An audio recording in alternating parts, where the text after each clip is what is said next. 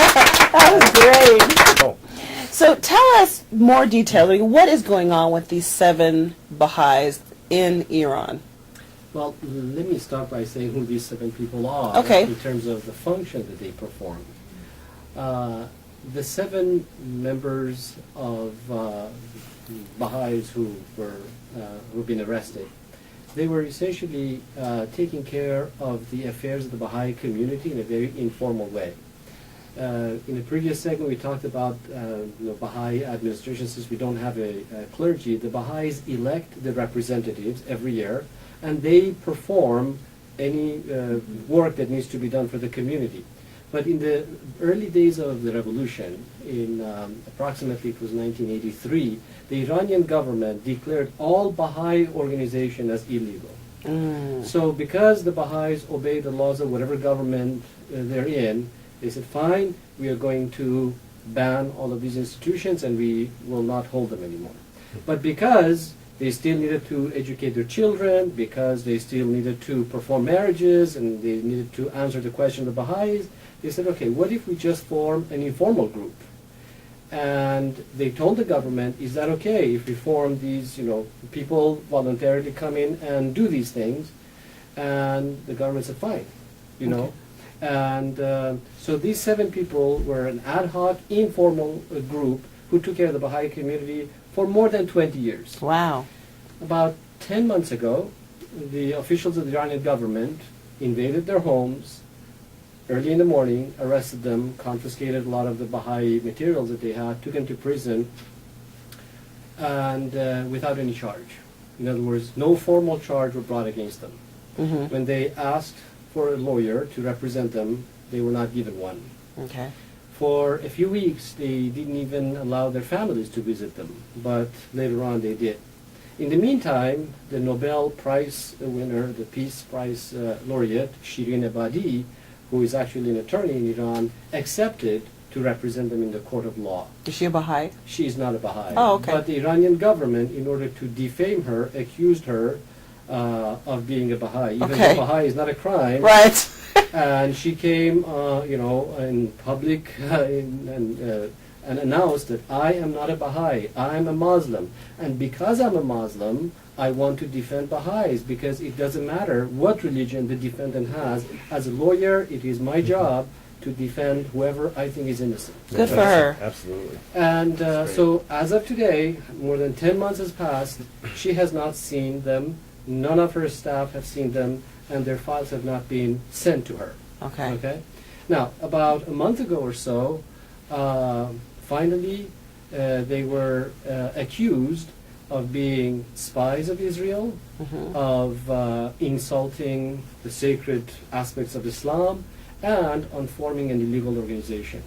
The Baha'i community emphatically denies all these charges. Right. First of all, they were not informed, they were not illegal because the government knew about their existence. In fact, periodically the government would ask them to come in to report what they're doing, and they were doing that.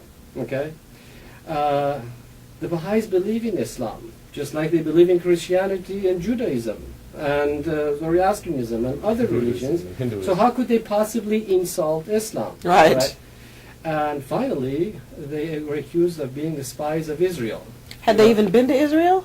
To the best of my knowledge, no. But Okay. I don't know that detail, but Is Israel this- recruiting spies? Well, the Baha'i holy places. Some Oh. of the Baha'i holy places are in Israel, and so, it serves as a good excuse. It's a good Oh. excuse, but on that Is fact, Israel a known enemy of Iran? Yeah. well, Oh, see, I was supposed to know that. yeah, Okay. you watch. You need to watch some CNN. You would know. Okay. This is a cheap cover. Okay. And the Baha'is have the most fabulous defense of this, and that is that the Baha'i holy places. This is the Baha'i World Center for the Baha'is, and Baha'u'llah is actually buried in Haifa, Israel. Right. This all took place before the state of Israel was ever created. Oh, okay. So when you go to a by a planet tune of 80 years. by 80 years when it was before. actually called Yeah. Palestine at that Oh, time. okay. Then the state of Israel was formed, so the Baha'is continued to make pilgrimages to Israel, and now they said, oh, you're Zionists. We said, well, what were we before that? When we were just going there to see... Pre-Zionists. Exactly, we're pre-Zionists. It is only guilt by association. Okay. In other words, because the world administrative body of the Baha'i faith and the Baha'i place of pilgrimage is in Israel, the Iranian government says, therefore, you're spies Okay. of the country, that they are not getting along with each other. Okay. But then I think the more absurd aspect of this is something I'm going to tell you about. I mean, at Okay. this point, you can play Mission Impossible or 007 music for the spies. Okay. Okay, here it is. Among the rights of the Baha'is that were violated is that Baha'is were deprived of the right for employment. Okay. So no Baha'i in Iran can legally work, nor for the government, nor for companies. And even when they start, having their own shop and stores, they tell people, Don't go over there. don't go there and don't buy stuff from them. Okay? So how are they? Are they all homeless over there? Or? No, well, How do you live they with no essentially job make and- do with, Okay. I know doctors who are selling apples Oh, instead wow. of serving their countries. I know engineers who are, going and Painting. So Wow. it's a shame to deprive the country of such expertise who could actually work, just like her father, for the country. But this is the issue. Now, Gary, you're a spy, all right? I am. I knew All right, it. So, You're on to me. in order for you to be a spy Yes. and obtain sensitive documents, wouldn't you have to be actually working for the Ministry of Intelligence or for the Army or for some sensitive place so that then you could obtain these secret documents? Yeah. So if I'd have to have Baha'i- access to something You important. can't be selling apples. Baha'is can't even take a position at the door of any Iranian ministry. So how could they possibly Yeah. be charged with being a spy? Yeah. Like a Besides, spy on So Apple. they're just trumped up charges. well, they're they just are, made and- up and Yeah. words. and ever since they were arrested, not one shred of evidence has been shown to support these false charges. Right. So they're held without any document. Mhm. They're not allowed to have representation, and also they're not sending their files to their lawyers. Lawyer. So the Iranian government has announced that they want to try them in the Revolutionary Court. And So they're is- deprived of the right to education. Their families are. That's Yeah. right.